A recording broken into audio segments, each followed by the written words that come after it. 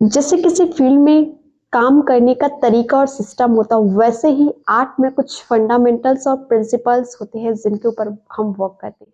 तो वाम नमस्ते, my name is Anjali Pandey और आज हम अपने जो सेशन चला रहे हैं जो आर्ट आर्टिस्ट वे का।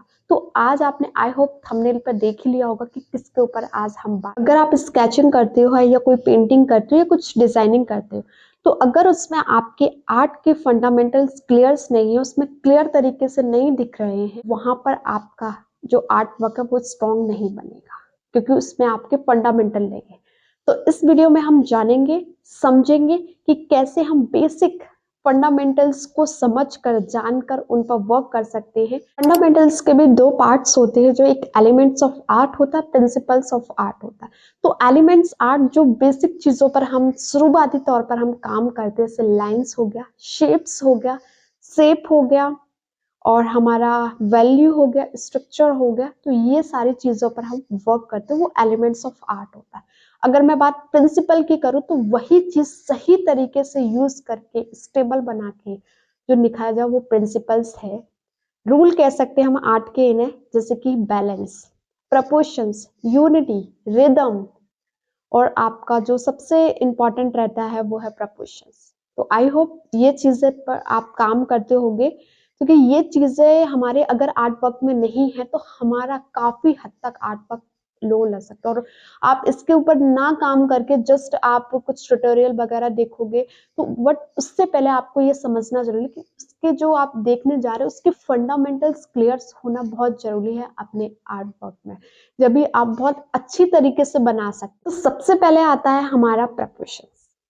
प्रपोर्शंस की अगर मैं बात करूं है, एक लाइन की तुलना में दूसरी लाइन से अगर हम कंपेयर करते हैं, वही चीज अपने पेपर पर उतारते हैं, तो वही प्रपोर्शन है, एक लाइन की तुलना में दूसरी लाइन कितनी छोटी।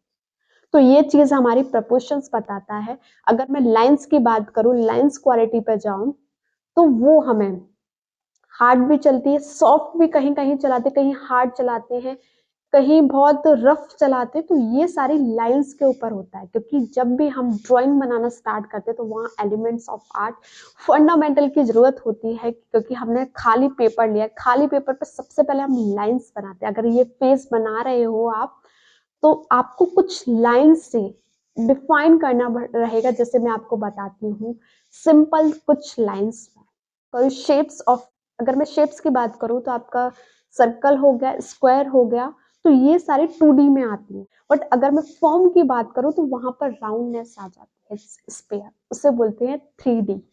2D, 2 डायमेंशनल होता है जो हमारा सर्कल होता है और स्क्वायर होता है, और भी चीजें होती हैं। जैसे हम अपने फिगर बनाते हैं तो सिंपल कुछ लाइंस में करते हैं, तो वो भी 2D करते हैं। हम रेफरेंस को, 3D रेफरेंस को देखते हैं, 2D में कन्वर्ट करते हैं, ताकि हम अच्छे से बना सके। जैसे मैंने बताया काफी बार, स्ट्रेट लाइन में कन्वर्ट करना। अगर मैं 3D की बात करूं, ये फॉर्म होता है, फॉर्म में राउंडनेस होती है, उसे 3 डायमेंशनल कहते हैं। जैसे हमारा स्पेयर हो गया, क्यूब हो गया, और भी चीजें होती हैं जो हम बनाते हैं। जैसे अगर मेरा फेस बना रहे हो आप, या अपना खुद का फेस बना रहे हो, कोई भी पोर्ट्रेट बना रहे हो, तो सबसे पहले आपने स्ट्रेट लाइन में कन्वर्ट किया, 2D में किया इसे, फिर आपने 3D में किया, मतलब इसकी राउंडनेस दिखाई कि यहाँ से कितना राउंड हो रहा है ये। तो इसी चीज को हम फॉर्म कहते हैं, और ये अपने ड्राइंग में होना बहुत इंपॉर्टेंट होता है। बैलेंस की बात करो, ये भी एक फंडामेंटल का बहुत इंपॉर्टेंट रोल करता है कि आप ड्राइंग, क्या आपकी ड्राइंग स्टेबल है, आप जो पेपर पे बना रहे हो, जो आप पेपर पे अपने एक्सप्रेशंस रिफाइन कर रहे हो, क्या वो ठीक तरीके से है। मान लीजिए एक पेपर है, क्या आपने सबसे ज्यादा ऊपर टॉप पर ही सारी ड्राइंग कर दी, या सबसे नीचे अब बॉटम पर आपने किया, लेफ्ट राइट ज्यादा ड्राइंग को एक्सप्रेस कर दी और इतनी सी जगह आपने पेपर पर छोड़ दी, या राइट लेफ्ट साइड कर दिया। तो ये चीज आपको खुद जाननी है कि आपको बिल्कुल चारों तरफ एक समान रखना है, आपको बिल्कुल स्टेबल ड्राइंग बनानी है, ताकि वो आपकी बैलेंस लगे, प्रैक्टिस लगे। लाइट्स एंड शेडो, ये भी हमारा बहुत इंपॉर्टेंट होता है, फंडामेंटल रोल। अगर आप अपनी ड्राइंग में ये चीज दिखा रहे हो, लाइट्स, जो हाइलाइट्स हम दिखाते जब पूरी ड्राइंग बनाते हैं, उसके बाद हाइलाइट्स यूज होता है। बट अगर शेडो की बात करूं तो शेडो भी दो टाइप के होते हैं, वो मैं बाद में आपको डिफाइन करूंगी। बट आप ये समझ लीजिए कि एक फंडामेंटल का पार्ट है जो शेडो होते हैं। शेडो हमें डेप्थ दिखाते हैं।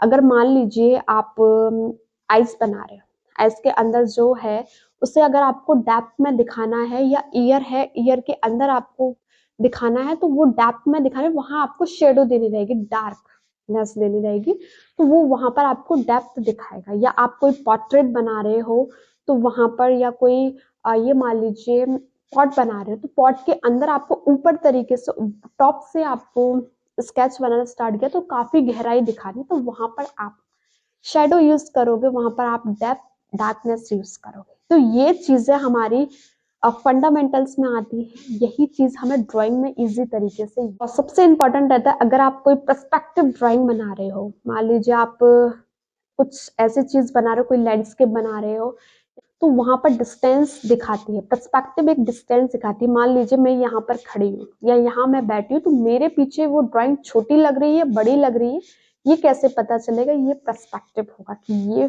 जो आगे वाला पर्सन होता है उससे ज्यादा बड़ा बनाते हैं, जो पीछे वाले पर्सन होता है उन्हें थोड़ा सा कम दिखाते, ताकि उसकी दूराई दिख सके, ताकि उसका पर्सपेक्टिव हम, अगर हम अपनी पेंटिंग बनाएंगे खुद की, पीछे माउंटेन्स वगैरह, तो अगर हमने फोटो क्लिक आगे से की है, तो हम आगे वाले सब्जेक्ट को, आगे को बहुत बड़ा दिखाएंगे और पीछे वाले को थोड़ा सा छोटा दिखाएंगे। तो यही चीज पर्सपेक्टिव में आती है कि सामने वाला बड़ा होता है और पीछे वाला छोटा छोटा दिखाते, ताकि उसकी दूराई दिख सके। और सबसे इंपॉर्टेंट होता है कंपोजिशन। जैसे मैंने आपको बताया था कि स्टिल लाइफ को कैसे सेट करना होता, वही कंपोजिशन में आता है कि हम कुछ चीज सेट कर रहे हैं तो हमें अरेंज करके देखना है कि ये मैं यहाँ पर रख दूं। अगर फ्रूट्स का हम स्टिल लाइफ कर रहे हैं और प्लस उसमें पेंट के भी ब्रश रख रहे हैं, कुछ और भी रख रहे हैं, तो वो सारी चीज हमें अरेंज करके खुद देखनी पड़ेगी, ताकि हमें खुद को समझ के अच्छी तरीके से वहां उससे सेट करना रहेगा, अरेंज करना रहेगा।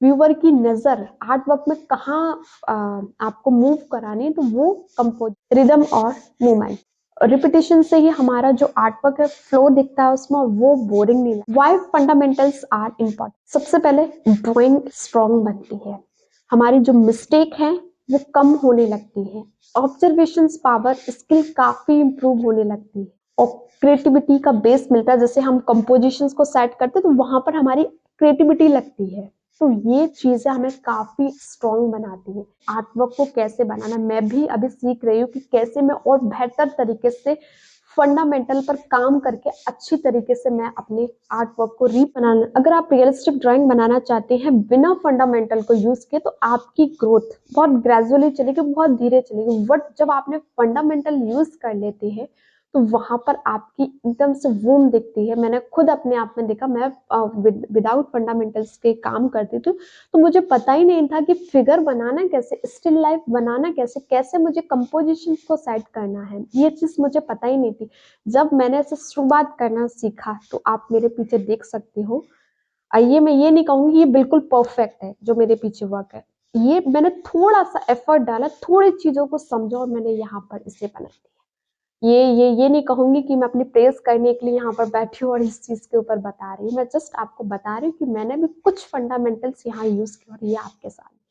तो आई होप ये वीडियो आपको अगर अच्छा लगा हो, लाइक कीजिएगा, शेयर कीजिएगा, और सबसे बड़ी बात है कि कमेंट कीजिएगा कि क्या आप फंडामेंटल पर काम करते हैं।